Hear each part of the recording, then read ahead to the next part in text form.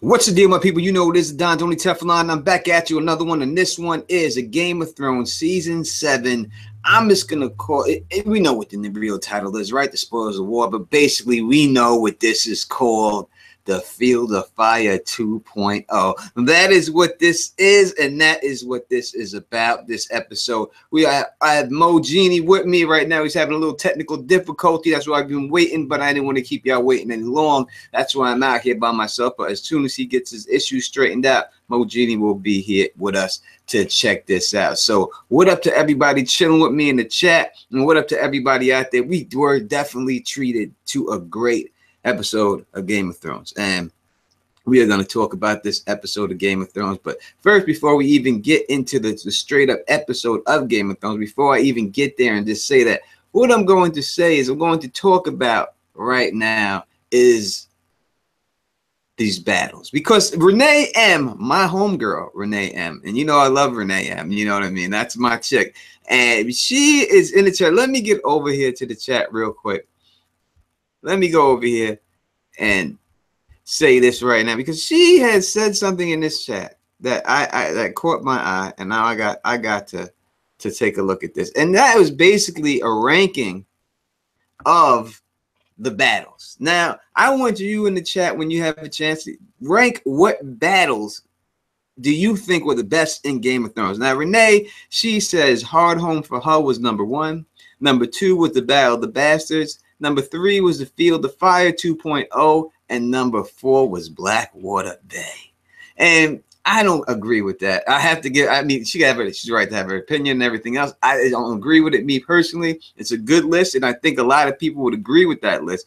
But I still, you know, I love Game of Thrones, and I love these battles. I still have to have Blackwater ranked above it as number 1 battle for me, in all honesty.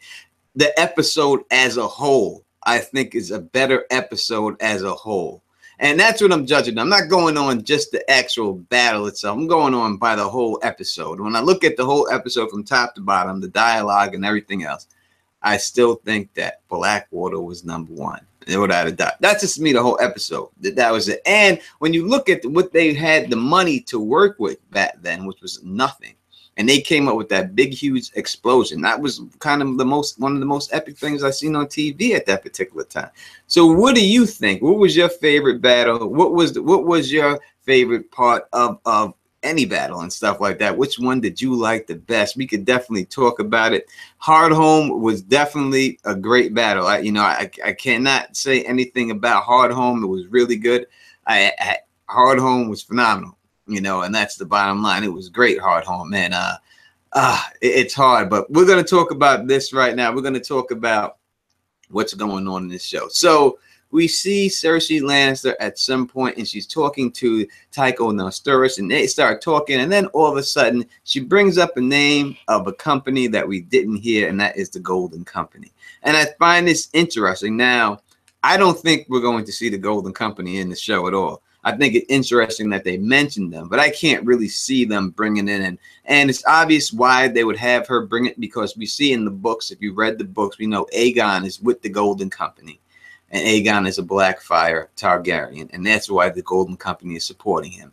And he is the one who brings them down to Westeros. So it would be the parallel that we're seeing Cersei in the Aegon role this season. And that's basically a lot of what we're seeing. So a lot of these things that we're attributing to Cersei right now that we see, most likely could be Aegon pulling this stuff off in the books. And that's an interesting fact there. What up to everybody? What up to Moni G?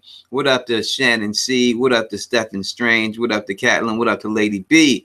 What up to all y'all out there? What up to Peach? What up to everybody? Thank you for joining me in this impromptu situation to talk about this battle. But this was such an epic episode and such a great episode that I wanted to get out here and just give more thoughts, because, you know, when I do my regular video, it's probably going to be about 7 minutes long. So I wanted to just come out here and talk to y'all, answer questions from y'all, and just talk about this upcoming episode and stuff like that. This episode that just passed, and because it was so great. So from Cersei, we go to the mission at hand, which Jaime Lannister had, and that was to get this money and bring it back to King's Landing. And it's obvious that they would have this money. They have much more money to pay off the Iron Bank, the Tyrells, because we heard Mace Tyrell say before that he was willing to pay off this debt, the crown's debt, for them.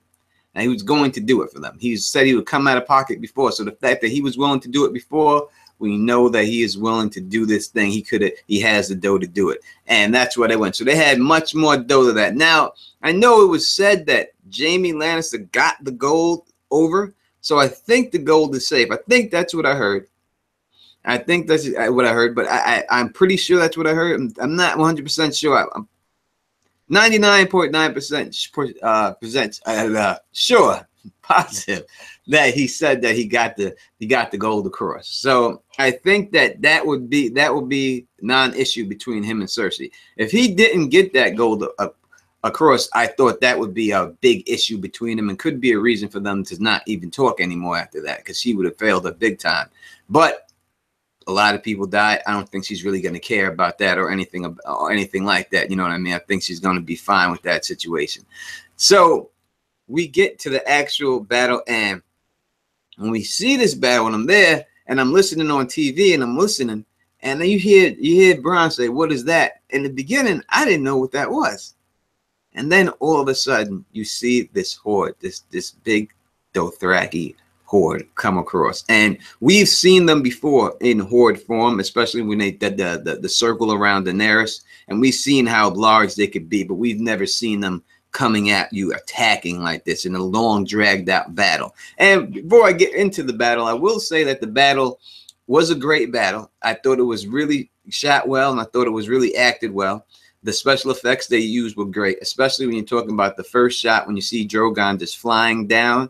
That shot, he looks like a fucking like a bomber coming down there, and that is crazy. That shot, they put a lot of money into that, and it was definitely well worth the money that they put into it right there.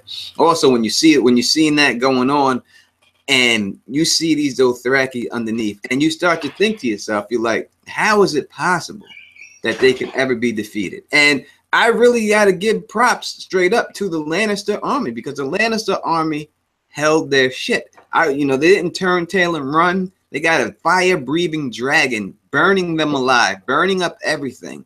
And they're not just shitting their pants and running away. They're actually fighting. And Dickon got made fun of all the time because of his name. He saves Jaime fucking Lannister's ass. If Dickon wasn't there, I heard Jaime Lannister would have been dead. And that's the bottom line. Now, I heard someone say that they thought it was Dickon that pushed Jaime Lannister off into the water.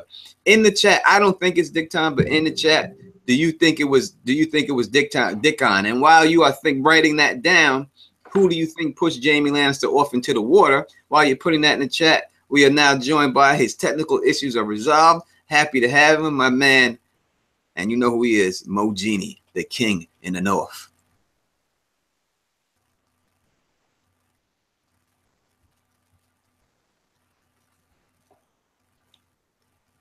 Well, maybe I can't hear you, Mo.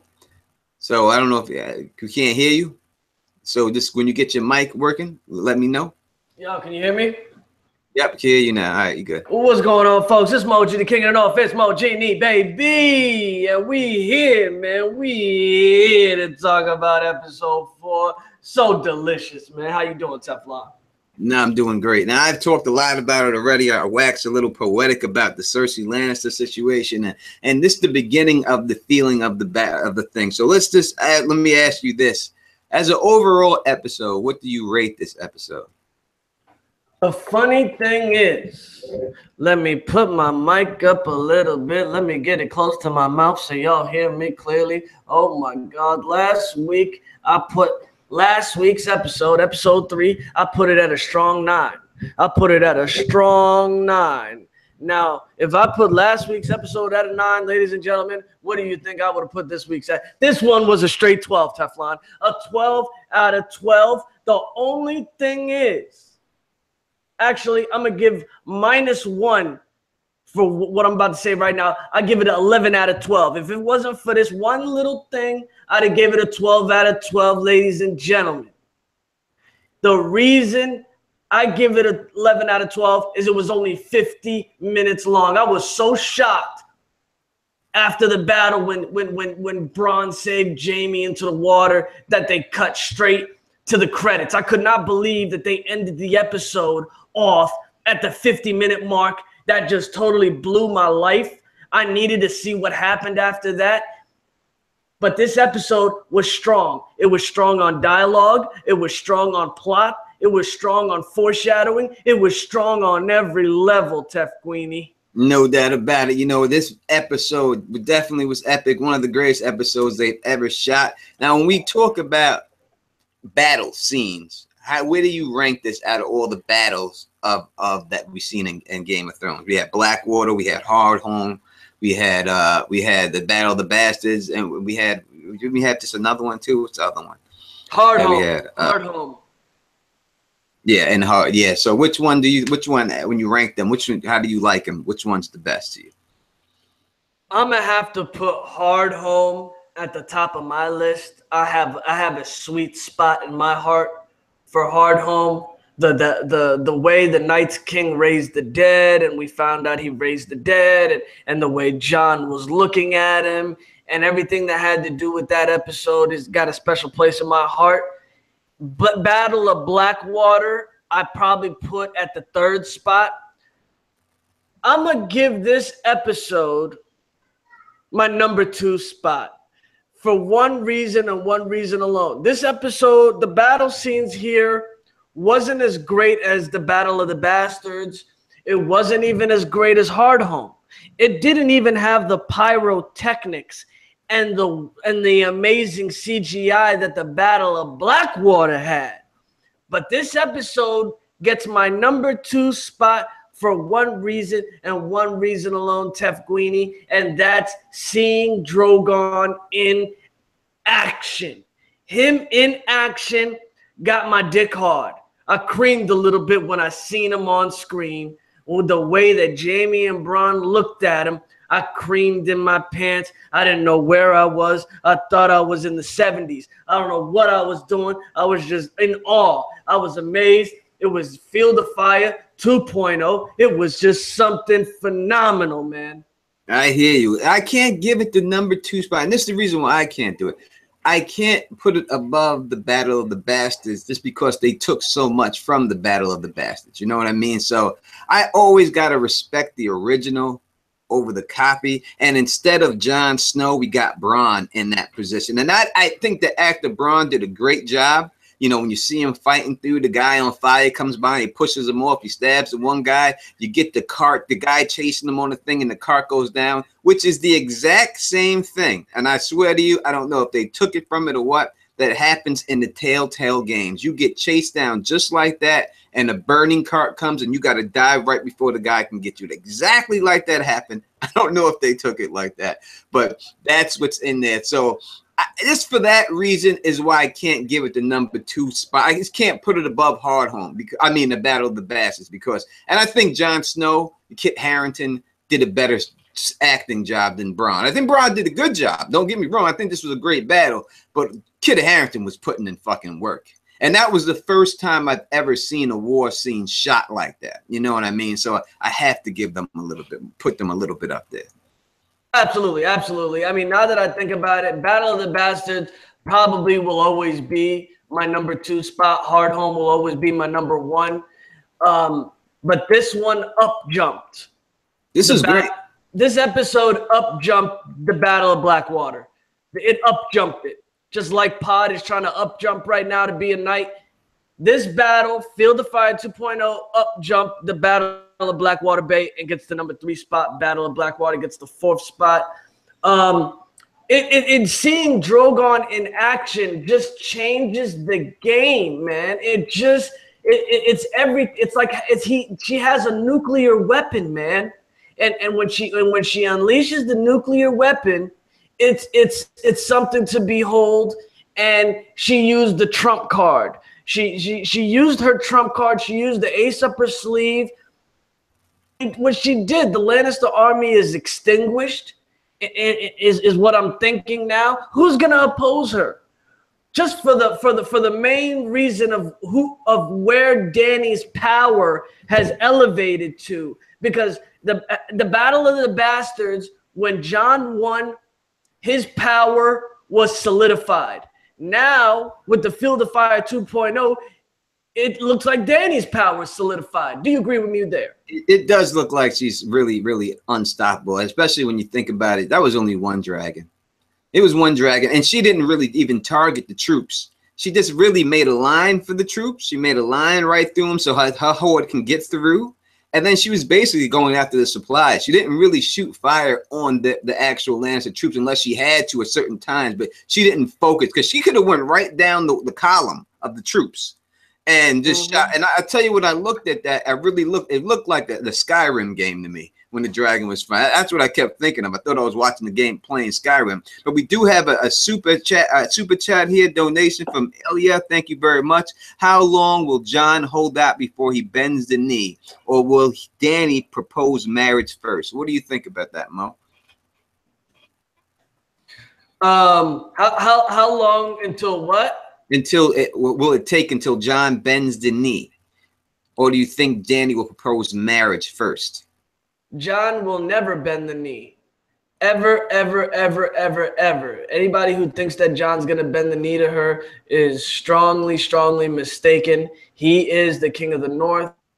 The last time the last king of the north bent the knee was Torrhen Stark, if I'm correct. Right, Teflon? Yes, he was the last one. He was the last king of winter. And he bent the knee directly after Field of Fire 1.0. Am I correct on that? Yeah. Yeah, and he only bent the knee because he saw what Field of Fire 1.0 did to whichever army that was, and he didn't want that to happen to the north. The only way Jon would bend the knee is if he's in the same position that Torrhen Stark was at that time, where Jon is afraid that Dany will do something to the north, like unleash the dragons, and he has no choice but to bend the knee. But Dany has nothing to gain of getting the north, even though it's part of the Seven Kingdoms. She will not even need Jon to bend the knee. It's over. I mean, Jon, if she sees Jon as an equal, which I think she does, and I think she wants to marry him, because you saw a lot of intimate scenes. Last episode, you saw them when they were in the cave of the Children of the Forest. You saw how close they were getting. I thought they was kissing. I thought they was about to fucking leg lock and get a French kiss on in that joint. But they didn't. But you could see what D&D are trying to do. Yeah, there's no doubt about it. You could definitely see the love affairs being pushed. And when you look at great love affairs throughout television shows or anything like that, when it goes down like that, they all start off with people hating each other. You know, they always do that. That's the way they do it in TV. They always have the couple hate each other, and then as they hate each other, they grow to love each other. And then the audience wants them to be together even more when they see it like that. You've seen it in Cheers with Diane and Sam Malone. You've seen it again in Cheers when he had Christy Allen. They ran the same situation again. It worked first time, it worked again after like that. It worked in Living Single. You've seen that with Roz and the dude with the dreads, same situation. That's just how it always goes. Maxine, and I can't think of this dude's Kyle. Maxine and Kyle. Yeah, you see it with them, you know what I mean? That's how they do it, and that's how they do it in the beginning. So you know, I thought it was when I seen Bronn running for the arrow, right, for the scorpion, and I said that this is Bronn going for the scorpion. Not, you know, this is Bronn. You know, this guy is like James Bond. This is the only guy in the whole war not wearing armor, just wearing some fucking leather, just chilling. Everyone else got armor suit on. He's the only one there, but he's got leather and he's just chilling. And he gets over there. Now, did you think he was gonna catch this dragon when he grabbed up the scorpion? Did you think that he was gonna hit him?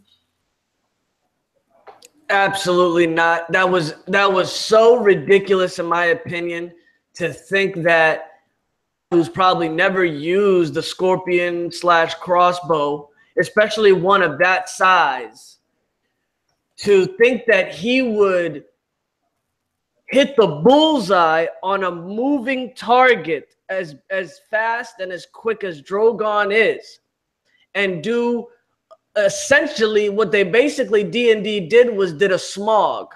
They basically took the smog idea from Lord of the Rings, from The Hobbit, when the Bael the Bard guy shot Smaug in the heart with the magical arrow. That's exactly what they did. But the difference was Smaug was flying low over that town that he was burning. Drogon was so high in the air, hundreds, thousands of 30,000 feet in the air. To think an arrow would catch him from that distance was ridiculous. And I was assuming that they were going to use the Scorpion in King's Landing. I didn't think that why on earth did the Lannister army have the Scorpion with them to take Highgarden? Highgarden they know Highgarden soldiers are garbage. Did they really think the dragon was going to be a Highgarden? I just think they did a lot of plot holes in that whole scene there because the Scorpion should not have been with the Lannister army. Yeah, I hear you. Let me go back. I didn't even answer Elliot's question. I'm sorry. I think that it's kind of not even going back to Jon and Dany, will he ever bend the knee? I don't think it's known if he did bend the knee. I think they left it that way, that he could have already bent the knee to her in there. I don't know. I think he will in the end have to bend the knee. I don't think he's going to be Mance Rayder. I think he's seen what happened to Mance Rayder for not bending the knee, and I think he's going to learn from that. So I think eventually in the end, Jon will bend the knee. But when I seen Bronn get behind that goddamn Scorpion and he said, "Come on, boy, where you at?" and he turned that shit, I knew he was going to wet him up. Because now you're in the situation, right? Because you have Bronn, who's probably he's not a main character, but he is the most liked not main character. That's basically like having the Hound. You know what I mean? I think Bronn and the Hound's popularity are probably neck and neck up there. Or maybe even Sam up there. And them going on the Scorpion and turning it on Dany's dragon. Now, it's got a tug at your heartstrings. Like, who do you root for at that particular time? Or who are you going for at that time? In the chat, I want to know, who were you going for at that time? Were you going for your man Bronn to hit the dragon, or are you going for Dany to kill Bronn? Which one are you going for? I was really torn at that situation. I mean, Bronn, used to be one of my favorite characters until they basically completely cut him out this season. They didn't give him any of his quips and remarks like years before. So I really didn't care if Bronn died, in all honesty. I mean, they've practically made Bronn a touchable man at this point. Like, the guy just can't die. I mean, there's no way that Bronn can die. And here's a situation where he can die. You got Drogon about to light his ass. And what happens? Oh, he hits the magical arrow that catches Drogon. You saw when the Lannister bowman in the beginning tried to shoot Drogon, and all of those little tiny arrows just fell off of his skin because dragon scale is basically armor. So all those little arrows just got dusted. So then they bring the magical arrow, just like in The Hobbit from The Lord of the Rings. Hit Smaug with the magical black arrow, and it catches him. And you're thinking, really? Are they really going to kill Drogon? Drogon's not supposed to be the one that dies this season. We all know that. And Drogon's the biggest dragon of the bunch. His scales are like armor, folks. Yeah, real quick, let me jump in there. Vic, we got a super chat, 5 beans from Vic. Thank you for that. And he asked, will Drogon get as big or bigger than Balerion the Black Dread? So when you're speaking about being big, is he going to get that big or bigger? No, he's not. Of that skull that Cersei stood next to. He's not. But Balerion the Black Dread was a freak of nature. He was an anomaly. You saw the size of his skull, just his skull, in the crypts at King's Landing. He was a freak of nature. There was a genetic mutation that made him as big as he is. I thought Drogon would possibly get there because of all the similarities. They're both black. Dany's riding him like Aegon the Conqueror rode Balerion the Black Dread, and you got all the similarities between Aegon and Dany. But we saw Drogon last night, and he doesn't look gigantic. He doesn't look like he has that gigantic mutation that, you know, you would get if you were going to be like Balerion the Black Dread. It's like a human being when they get to 8 feet tall. They have that genetic mutation that their hormones keep growing for the rest of their lives, so they keep growing. That's basically what Balerion the Black Dread had, and Drogon's not getting that big, folks. Yeah, I can't see him being that big, you know. But we see he almost caught it. He almost lost it. And I was very torn myself. I like Bronn as a character. I always thought he was gonna die every season. The guy still doesn't die. I mean, Barristan Selmy is dead, and Bronn is still alive. I mean, you think about that. Sir Barristan the Bold is dead, died at the hands of the Harpies, and Bronn of the Blackwater is alive. Exactly. Exactly. I don't understand how that's possible, but that's what it is. You know what I mean? I don't understand how that even happened, but it is like that. But he caught him. You know what I mean? It reminded me of George too, when they were coming after the shark, and the guy had the electric blog, and he was holding it, and he was like, "Come on, Sharky, come on, Sharky, come on, Sharky," and he threw it in his mouth, and he electrocutes him, and that's how he dies. That's what I was thinking of when Bronn had pulled that thing around, and he was going to take another shot at it. He tried to take another shot at it too, but it was too quick. He couldn't get it off, but he was going to take another shot and just take it down. So then we go from that. We got the last charge of Jaime Lannister going on out there, and one last thing to the people in the chat. Balerion the Black Dread was also 300 years old. That's another reason that he was so big. They're like crocodiles. Lizards grow forever, and he was 300 years old. So that's why he was also as big as he was. Drogon is what, 5 years old at this point, maybe 6. Yeah. Go ahead, Teflon. Yeah, and that's why Balerion the Black Dread's scales are so hard, because I guess the older you get, the harder your scales get too. So, you know, if he was able to listen, if Balerion the Black Dread was there, it would have been over. You know, it would have been a wrap. It would have been over. Just imagine, Balerion the Black Dread also was so old. He had 2 riders. The first rider that rode him, Aegon, died, so his son took over for him later on. That's how long Balerion the Black Dread lived for. He lived for 300 years. Do you understand how long that is? That is generation upon generation of Targaryens had him. He was 300 years old, folks. Yeah, so you can't really compare Drogon. This guy, he shot black fire, straight pitch black flame came out of his mouth. You know what I mean? And you can't compare Drogon to Balerion the Black Dread. It's just not fair. He hasn't lived long enough to do that. It's not fair. His career is still going on. You know what I mean? That's like comparing a rookie to Michael Jordan. You just can't do it. You got to give him let his career play out.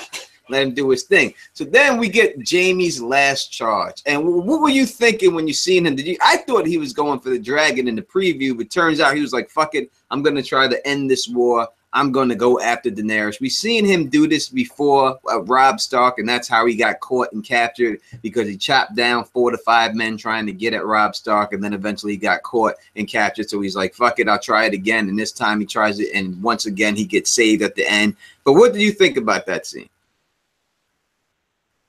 Which question was that? The one where he was charging at Daenerys, Jaime Lannister. That was basically a foolish move by Jaime. Typical headstrong Jaime. You could see Tyrion narrating it like, you fool, don't do it. It was obvious that he was about to get roasted. But Jaime basically saw that the dragon was injured and Daenerys was on the ground. So as a military commander, it was the smart move. If he kills Dany with a quick, sharp spear to the chest, basically there's nobody to command Drogon. I don't think Drogon could, do any damage on his own without being mentally commanded by Dany. So it was the right thing to do in his mind. He sees all his soldiers are getting roasted alive. Everything's going to hell. They just got flanked. They went from being at the top of the world, that they just took Hightower and took all its gold and larder, to being bamboozled and ran from behind on by a horde of Dothraki and a dragon. So Jaime's mind was not clear. It was foolish. And of course, Bronn, the untouchable man, saves him. Yeah, and if you want to give it to a real life situation, it's kind of like if you were out with, you had a #1 chick and you were out with her and you were dating her, whoever your favorite chick in the world is, Mr. Say Masandi, because she looks the hottest in the show to me, and you're out on a date with her and you're chilling, and then all of a sudden you bagged her up, you're on cloud 9, you're with this chick, obviously you're going to be as happy as you can be, and then all of a sudden her ex-man shows up with this big fucking goon. And he wants to, they're gonna jump you. That's the situation he was in. That's what happened to him. So Jaime at the end, he was like, fuck it, the goon ain't looking. If I could knock this motherfucker out real quick, the goon ain't gonna do nothing. But the goon turned his head and threw a blow, but his boy made him dodge and pushed him out the way. And that's how he got out of that situation. But do you think it was Dickon or Bronn that saved Jaime Lannister? I guess there's a little debate about that. There's a debate about this, but Dickon already saved him when he was about to get stabbed by the Dothraki. I don't think they're going to give Dickon another savior role like that again. It was definitely Bronn, because Bronn was in the area. Bronn had just been using the Scorpion in the nearby vicinity, so it would be obvious that Bronn is the one who saw Jaime's dumbass about to get roasted alive in his armor, and saved him.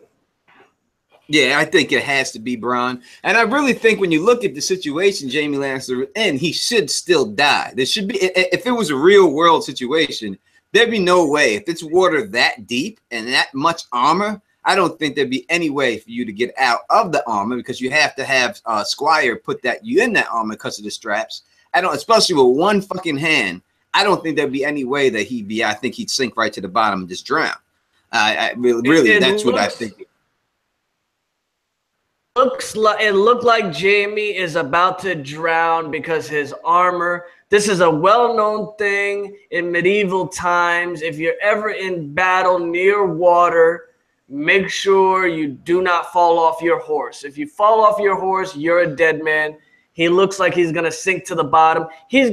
Not only does he have armor on, he's got Lannister armor on. And those pretty boy motherfuckers like to have they good gold on. You know what I'm saying? No doubt about it. He's got his bling bling armor. And it's really the advantage that the Ironborn have over everyone else at the sea, because they're not afraid to drown. So they wear full plate armor on their boats, while other sailors don't wear full plate armor because they don't want to fall over and drown. But the Ironborn aren't afraid to. That's what makes a difference. We have a $5 super chat here. Thank you very much from Philippe. And he says, do you think that Maester Qyburn had poisoned that spear so that could kill Drogon eventually? What do you think? Absolutely. I was thinking about the same damn thing watching the episode. Once I saw that Drogon was okay and that the spear really didn't hurt him too much, my mind immediately went to the Sand Snakes, the long goodbye. We already saw him talking about the long goodbye with Valeria Sand and Tyene. He easily could have tipped the spears with poison. But this is the main conundrum. Why would the Lannister army have the Scorpion with them to take Highgarden? This is like a little plot hole that was noticed. They had no clue that Dany was going to show up. They got surprise ambushed. So would Qyburn have tipped the spears for a mission to go take Highgarden? I don't know. I don't know either. I would have to say no. I don't think it's a poison situation. I don't think we're going to see him go out like that. I think that would be lame, and I think that would be cheap. So if all of a sudden he gets sick and starts throwing up and he just dies from poison, I don't want to see that shit.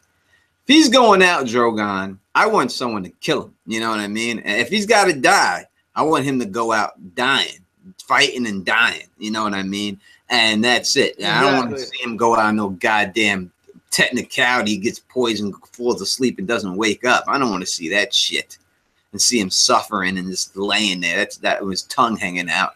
No, I don't want to see that. None of that shit. at all. He's going out. He's got to go out. So we come back and talk a little bit more about that in a little bit, but let's talk real quick about the other great scene we see, and that's Arya Stark and Brienne. What were your thoughts on this situation here? Everybody can hear me. Say that question again. I said we're gonna move on real quick and talk about Arya Stark and Brienne. Or what were your thoughts about Arya Stark and the Brienne situation?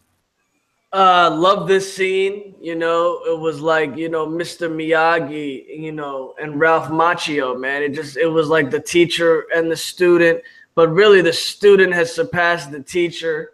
You know, Arya looked up to Brienne when they saw each other. When Arya was with the Hound, you could tell that she respected her, kind of looked up to her. You know, when she asked her about her sword, and Arya noticed that it was Valyrian steel. And the funny thing is, Arya now has her own Valyrian steel, just like Brienne. 2 ladies with Valyrian steel weapons. And this scene was major because I was noticing what Littlefinger was doing in this scene. Because Littlefinger's time is running out. And he was watching the mini fight go down, you know, the sparring go down between Brienne and Arya. And I know that he saw that Arya had the cat's paw dagger on her. So that is going to make Littlefinger wonder, why did Bran give her the dagger? I'm going to do a whole video on the Bran and the dagger and Arya and everything about it. I will definitely, I'm doing a video on that. That'll probably be the next video you see from me. And no, the one after the next one that you see from me will be that one. I'll go into further details of that in that video. But I thought that, you know, when you get to this fight situation, that the Braavosi style, the water dancing style that Arya uses is just superior to the Westerosi night style. I mean, that's what I think. It just seems like it's just more fluid. Now, she did catch Brienne and could have killed her within one movement. But I think that's because Brienne underestimated her in the beginning. And then when Brienne took it a little bit more seriously, the only thing that Brienne had over her was physical size. And that's why when she put the boot to the chest. But she did the Shawn Michaels spin kick up right after that shit. And jumped right into pose right after and then went to work and stuff like that, you know. But I thought it was a great scene. I really Littlefinger, he knows, like, damn it, this chick is a problem. I had to deal with Brienne. Now this chick is even worse because it's her sister. So she's always gonna be around Sansa. She's always gonna be next to her. And she ain't no fucking joke. I don't want no, you know, he can't even think about getting close to Sansa anymore with Arya there. At least, you know, she would have been by herself once in a while if Brienne wasn't there. But now that Arya's there, she's never going to be alone. He'll never get alone again, I don't think. Yeah, and we're going to see what Littlefinger is going to do in this situation. Last episode, Littlefinger said to Sansa, make sure you fight all battles all the time so that you're not surprised when something comes up that you're not prepared for. Well, Littlefinger's not prepared or wasn't prepared for Starks to be alive coming back. Everybody thought that Arya was dead. Everybody thought Bran was dead. So now they come back to Winterfell. What's Littlefinger going to do? Is Arya more of a problem to Littlefinger, or is Bran more of a problem to Littlefinger? I believe Bran gave Arya the cat's paw dagger so that she could be the one to kill Littlefinger with it. I'm gonna talk about that in a video that I'm doing this week. So make sure you subscribe if you're new to the channel. No doubt about it. So you'll hear definitely a cat's paw dagger video from me. You'll hear one from Mo. Just make sure you subscribe to both channels so you can get that. But you can definitely see something definitely special about that dagger. Obviously, because you've seen her wearing it in every Entertainment Weekly cover or any photo shoot upcoming season and stuff. But a lot of people thought that maybe Littlefinger would try to stab Bran. I didn't think that, and I'm sure you didn't think that either, because we know that Littlefinger, his MO isn't to get his hands dirty. Stabbing is a very personal thing, you know. That's not an easy thing to do.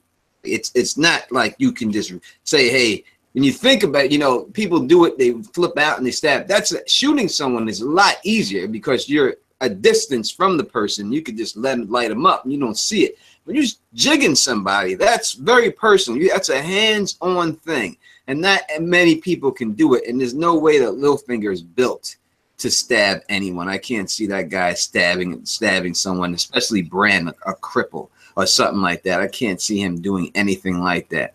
I was gonna go into a lot about the cave situation right then, but I have to have another guest. He was going to try to make it, but I don't think he's going to be able to make it.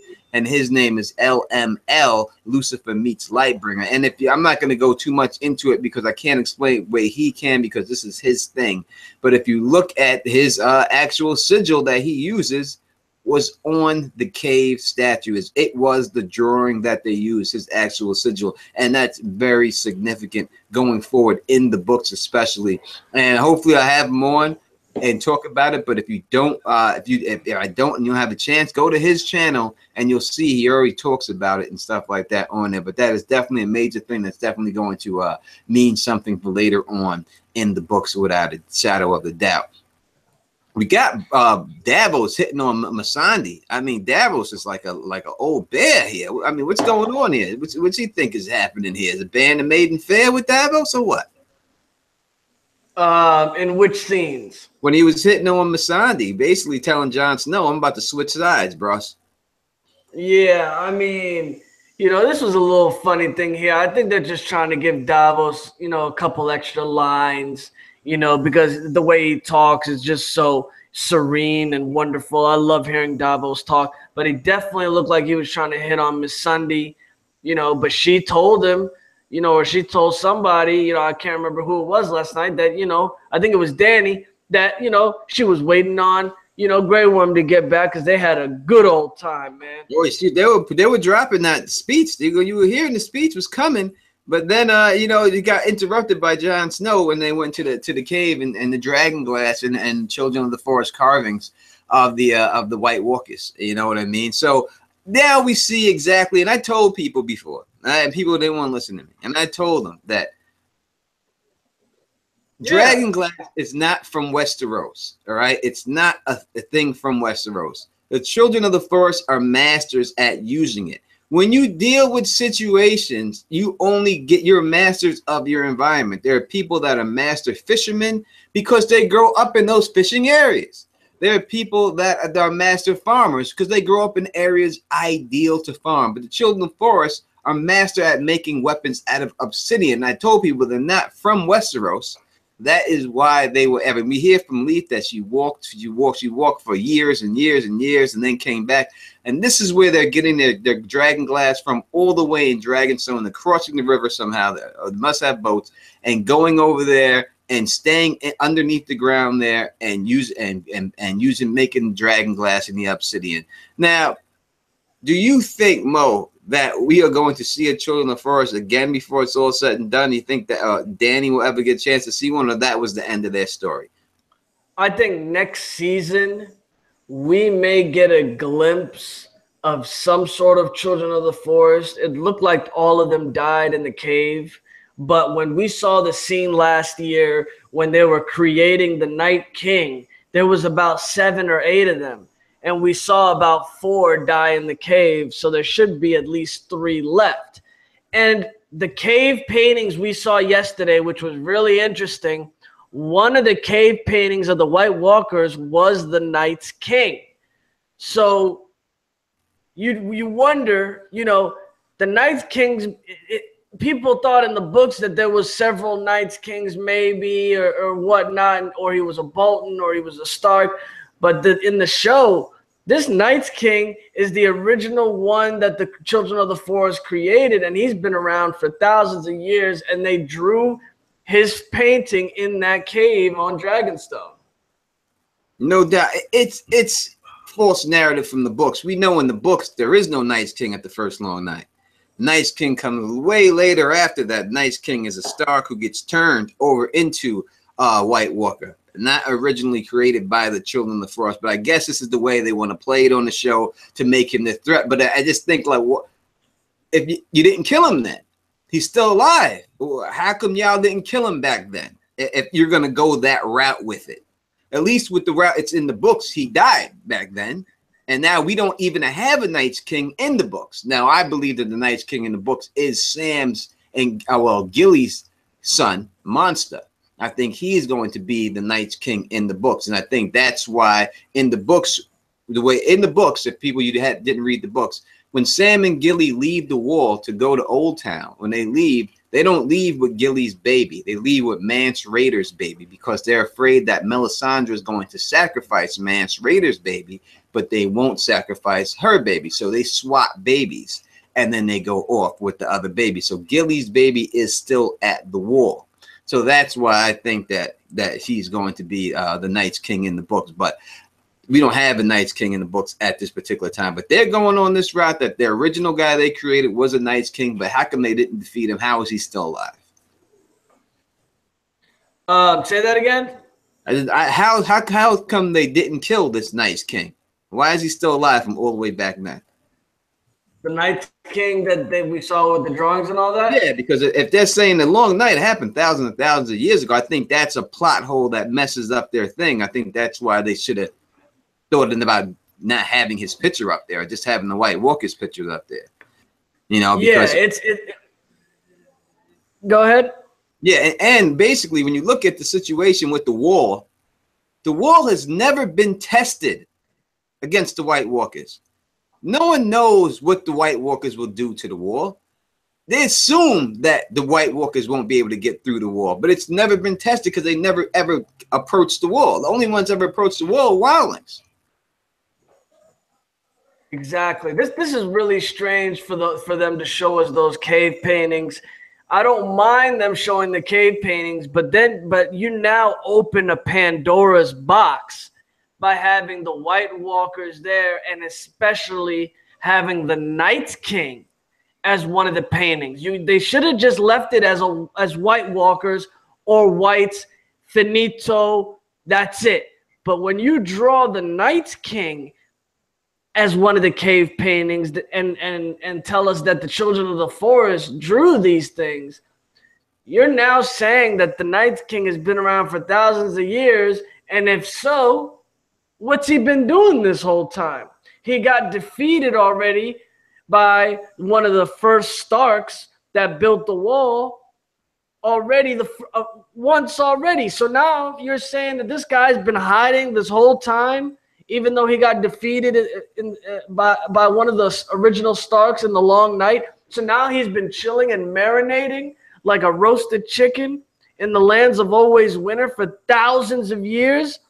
I think there's a little bit of a plot hole there with D&D on this one. No doubt. They got the guy sitting like a frozen chicken underneath here. How come they didn't kill him? He should be dead already. And I thought that was a bad thing right there. But, listen, I'm not here to bash the show or anything. They really did a good job, except for the short episode. When you tell me, I'm going to say this real quick. You tell me before every episode is going to be movie length, and then you really come with the shortest episode of any season ever. That's disgusting. I mean, really? You couldn't just put 10 more minutes or 5 more minutes in the video?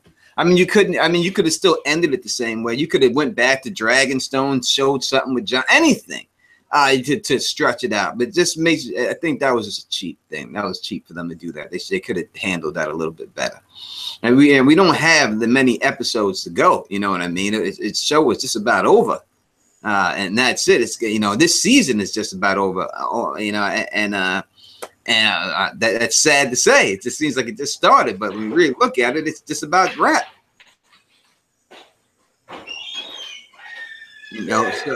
So when I look at my other parts of this episode, really those are the two major things that we've seen in this episode. Everything else, with stuff we've seen with Cersei was kind of minor. You know what I mean? We just seen her, displaying her plan and everything else. Nothing really major there. Only the Golden Company comment, which I don't think is ever going to come to fruition. I don't think we'll ever see the Golden Company. I just think it's too late in the show for them to have bring in a foreign company like the Golden Company to combat her to fight again. You know what I mean? I can't really see that. I think they'll just have Lannister truth. If it is the Golden Company, it'll just be people in Lannister armor. It's not going to be anything else, anything major. We're not going to see them carrying the golden banner with the golden skull. I don't see that going down, or Cersei allowing that to happen and stuff. Because she'd be no better than the people that she claimed that she's fighting against by having a foreign army come into Westeros.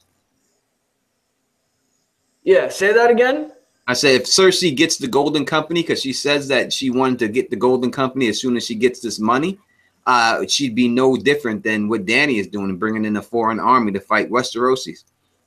Oh, well, we knew sellswords were going to be hired in this war. The second that we saw the Iron Bank, it was obvious that sellswords were going to be needed. And I'm glad that they're bringing in the Golden Company. Dany's already got her own troop of sellswords, which were the Second Sons. I don't know what the hell happened to them. Did they stay back in Marine to protect Marine with Dario number 2? What did Stannis get? Huh? What did Stannis get? Stannis got the Golden Company as well, I believe. So yeah, that's what I'm thinking. Where are all these extra, Golden Company sellswords coming from? They already were hired by Stannis, but then they left him. They took all the horses, remember? Mm-hmm. Mm-hmm. But yeah, I wouldn't think they want to come back to Westeros after that experience. They left Stannis high and dry and took all the horses. So they're not to be trusted. If that's who Cersei wants to hire, they're not to be trusted. And in the books, they're run by John Connington. And I don't think we're not getting John Connington's story. Obviously, there's only one season left. We're not getting that Fagon story. So why are they bringing in the sellswords? Why are they bringing in the Golden Company? I don't know. Does anybody want to fight a dragon army? Will the sellswords even pledge themselves to Cersei? Especially they coming from the place where Daenerys was, and they seen exactly what Daenerys did. And I don't see them even trying to go up against her. I don't know if we're going to see. I think we got one more battle to see this year, and that's the battle versus the White Walkers. And I think that's the end of the battles for the season. I don't think we're going to see another battle. I can't see it. I can't think of any other battle they could show for us to see. I think that's all we're going to get this season. We got one more, and that's going to be when he goes across the wall. And I think the rest will just be dialogue, basically, and stuff like that. When we really look at it right now, this point through the season, we really don't have a major death yet.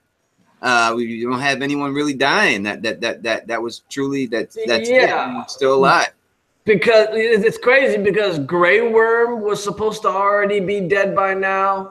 And then Littlefinger was supposed to be the major death this season that we're all waiting for. Maybe it's going to happen on the last episode.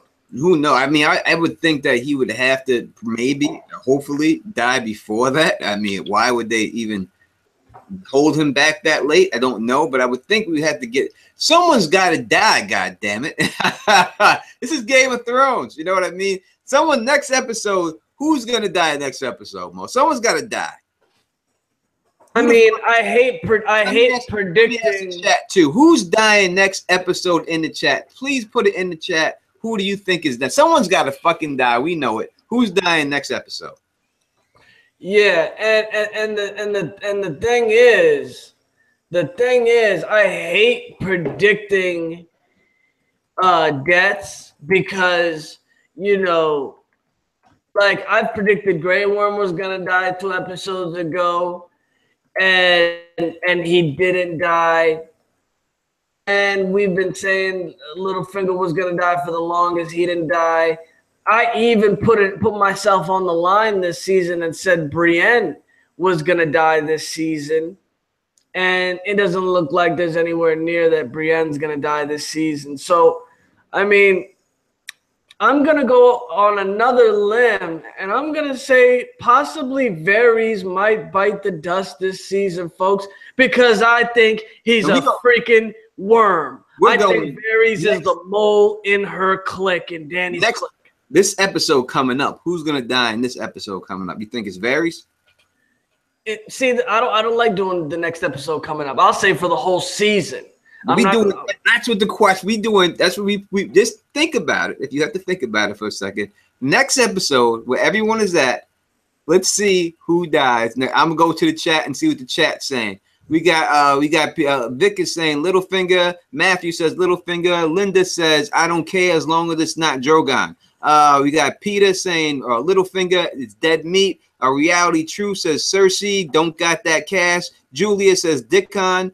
Johnny Stark says Randall Tarley. Happy0485 says Littlefinger. Joe Swag says Bronn Randall Tarley. We got Stacky says Dickon. Johnny Stark says Dickon. Moni G.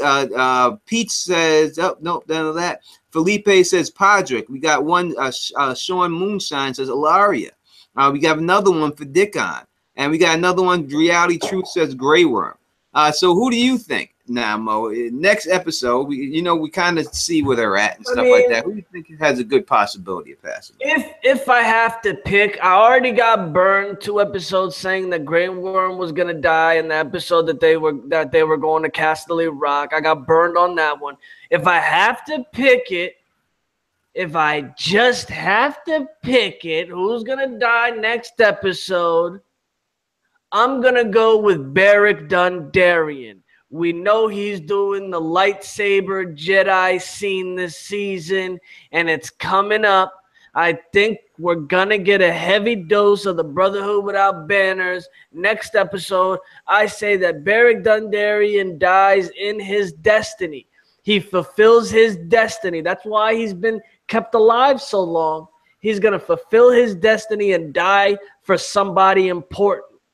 Yeah, I got to go with Randall Tarley's dead. I'll bet money on it that he dies. There's no way, especially from the clip that I seen with Danny. It just makes me, there's no way when she's telling them straight up that you need to bend the knee or die. I don't see him bending the knee whatsoever, period. So I think he's got to go. And the way that they're talking about it, the way that you see Varys talking to Tyrion saying that, hey, you got to calm her down, that means she's killing somebody important at that particular time. So I can't see it being Jaime. It could be Bronn, but I think it's definitely Randall Tarley is definitely going to get roasted alive. I don't know about anyone else, but I know it's going to be him because he's too stern and too stubborn and doesn't know how to bend. And you got to be flexible. And I think that's no doubt that he's out of here next episode. Yeah, it looks like Randall Tarley should be biting the dust any minute now. I mean, Randall or his son, it looks too obvious. So then if they die, does that mean Sam becomes, yes, that he inherits Horn Hill? He but does. He's a maester, though. He's a maester only if he gets kicked out. He's not sworn in. He doesn't have a chain. He's just studied, just like Oberyn. So he's not a full-fledged maester yet. And yes, that becomes his land basically. That's what it is. He become he has the sword already, so that would be his. If Sam hasn't sworn in to become a maester and he's just an apprentice right now, then yes, he gets Horn Hill. He's already got the sword. He will be the rightful ruler of Horn Hill if Randall Tarley and Dickon die next episode. So that makes a lot of sense. I thought Sam was going to give Heart's Bane to Jorah the Explorer already, but he didn't. They didn't show us Sam giving him Heart's Bane, so we'll see. I mean, Sam is a member of the Night's Watch, though. You forget he's a sworn member of the Night's Watch. He still has vows there that he would still have to contend with, no doubt. Cherry says this last episode was everything. And that's what Lavla says. Yes, he's still a crow. So, and then we have other people saying, yes, he's still in the Night's Watch. So I don't think it's going to matter. I don't think he's going to have to respect those vows. It's like Jon Snow, we know he died. So technically he had the right to leave. Yes, but I don't think Sam's ending with Sam at the fucking wall. I just don't see it. Sam's not going to be at the wall when this book is all said and done. So I don't think them vows are really going to mean anything at the end. I can't see him being there whatsoever at the end of the war. At the war at the end of the show. No way is he going to be a maester at the Night's Watch when this ends. I can't see that whatsoever happening. Not at all. You know what I mean? So what else? I think we're just about done. Last year in one of my videos, I predicted that Sam was going to get kidnapped by Euron on his way to Old Town, and Euron was going to get Heart's Bane up off him, but that didn't come to fruition. But somebody's getting Heart's Bane. Who's it going to be? I don't know, but that's going to be the question of this video, folks. When this video is done, in the chat down below when the video is done. We want y'all to tell us who gets Heartsbane this season. There we go. At the end of the video in the comment section, please put down who gets Heartsbane this season, and I will tell you the tally of the swords and people's names. Next time we do a live stream, I'll have that all there for you and stuff like that. You know what I mean? It's a big ass sword. Just remember how big that sword is. That'll be the only hint I can give you who I think is gonna get it. It's a big fucking sword. It's huge. That's like ice, that sword right there. So it's going to take a big man to wield that sword. And you know what I mean? Without a doubt. It would be, the mountain would be unstoppable if he had that sword in it. I don't think it'd be. What about the Hound? Either one of the Clegane brothers. Yeah, he'd be unstoppable with it too. I think that those guys, and the Hound's going beyond the wall too. So, you know, it'd be perfect for him to have it. I don't think that Jon will go back to Winterfell at all this season. I don't think we see him in Winterfell at all. I think he just goes right from where he's at. I said this before. You could check the videos. So that right where he's at, I think he's going to go to the wall. Then from the wall down to King's Landing, and then that's it. And then back to Dragonstone or wherever. But I don't think we're going to see him back in Winterfell this season. So no Arya Jon Snow reunion. I don't think we get that. What about the Hound and Arya? You think they're going to run into each other? No, because I don't think the Hound's going to Winterfell either. Not this season. Not at all. I think he might go with Jon after and be down with Jon, but I don't think he does it right now. Not at this particular time. Man, and I got a couple things to talk about. One of them being the Crypts of Winterfell. We've already gotten 2 or 3 shots of the Crypts of Winterfell this season. I'm hoping they give us one more scene in the Crypts of Winterfell and we get to find out where the sword, the Dawn of the Morning is. Is it the Lightbringer's sword? That's the main thing. But I'm going to ask you, Teflon, the other main thing I want to talk about is there a mole in Dany's clique? For some reason, Euron was able to intercept Yara's ships in the middle of the ocean, folks. In the middle of the ocean with no GPS, no nothing. Came out like a bat out of hell and found her. And then the very next episode, Euron is out there kicking ass again and slaughtering the Unsullied outside Casterly Rock. There's got to be a snitch, isn't there? There's got to be a mole in Dany's circle. So I will say this like this. You could there's no doubt that Dawn is Lightbringer. It is known, and you can look at my video I did on it a long time ago called The Wolf with Dragon's Blood, and one's way before that that I talk about exactly why it is Lightbringer, how the sword is Lightbringer, and what its intentions and uses and what Jon's going to do with the sword. Check that video out, A Wolf with Dragon's Blood.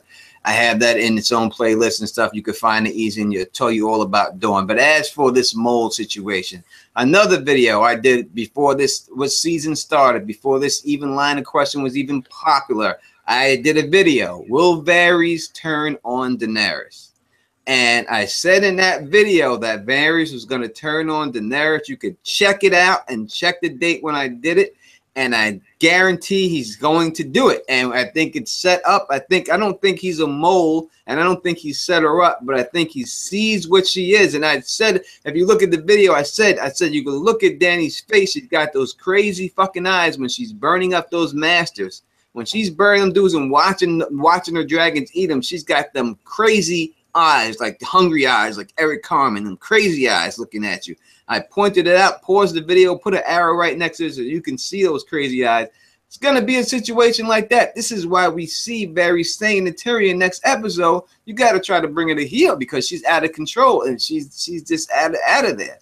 So I don't know if he's a mole or anything like that. But if I had to choose a mole, I would choose Varys. But I do think he's going to turn his cloak on her. I mean, maybe there's not a mole, folks, but you gotta look at the suspicions. You gotta think about it because Dany lost a lot in just 2 episodes. Thankfully, she got a big win last episode, yesterday's episode. But before this, everything was going to hell for Dany. And you're just wondering, could Tyrion have been that bad of a strategist?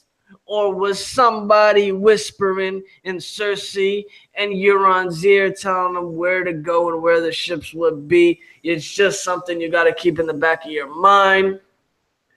Let's go. What about the Crypts of Winterfell? We've gotten a lot of shots down there this season. We have seen a lot of things down there. It's especially showing the statue of Ned Stark a couple of times. And to me, the funny thing is that he's standing up. Why is he standing up? All the Kings of Winter are supposed to be sitting down with the swords across their lap, but they put him in there standing up. I don't know if that means anything for the show or anything like that, but I know that in the books he's supposed to be sitting down. He's not supposed to be standing up like that.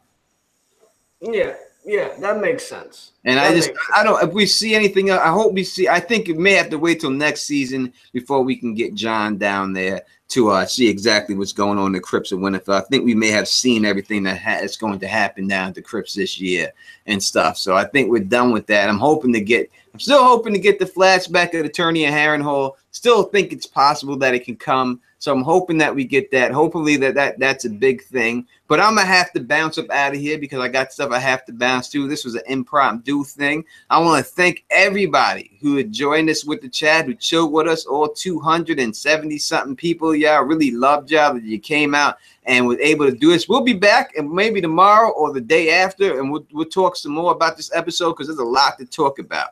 Still a lot more things for us to get involved with. So, Mo Genie, please let the people know where they can find you.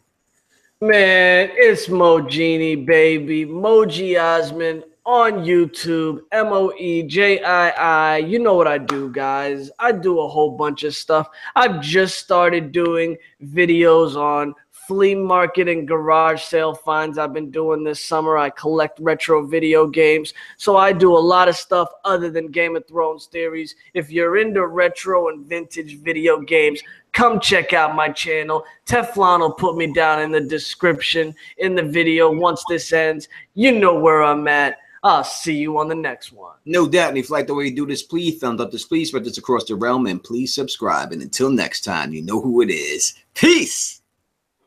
And stay sexy.